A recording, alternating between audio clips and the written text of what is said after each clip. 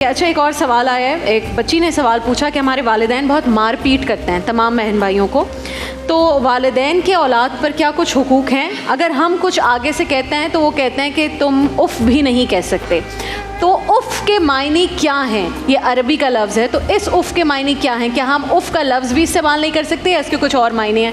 Doctor صاحب آپ سے شروع کریں، پھر باقی لوگوں سے. ماں باپ کے حقوق بہت زیادہ ہیں.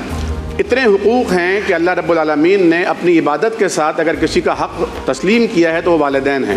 ان اعبدوا لی واشکر لوالدیک وقضى ربک الا تعبدوا الا ایاہ وبالوالدین احسانا. دو مقامات میں فرمایا اللہ کا فیصلہ بھی یہی ہے اور اللہ کا حکم بھی یہی ہے کہ اللہ کے علاوہ کسی کی عبادت نہیں کرنی، والدین کے ساتھ اچھا سلوک کرنا ہے اور ان کا شکر ادا کرتے رہنا ہے.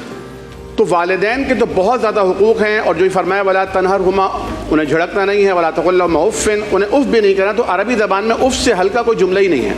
نہیں تو یہ اف یعنی اردو والا اف تو نہیں ہے. ہو بھی نہیں کہہ سکتے. وہ کیا ہے کہ آپ نے منہ پھیر لیا یا نہ منہ پھیر سکتے ہیں نہ اف ہو کہہ سکتے ہیں. وہ ماریں تو بھی یعنی کچھ بھی نہیں کہہ سکتے. برداشت کرنا ہے، برداشت کرنا ہے. اور لیکن ماں باپ عند اللہ مجرم ہوں گے اگر وہ اپنی اولاد کو بیجا مار رہے ہیں، کیونکہ یہ بھی سرکار دو عالم کا حکم ہے اکرموا اولادکم، اپنی اولاد کی تکریم کرو، اپنی اولاد کو عزت دو. سرکار دو عالم وسلم کا عمل یہ ہے کہ سیدہ فاطمہ آتی ہیں تو آپ کھڑے ہو کے ان کا ہاتھ چومتے ہیں، انہیں اپنی مسند پہ لا کے بٹھاتے ہیں.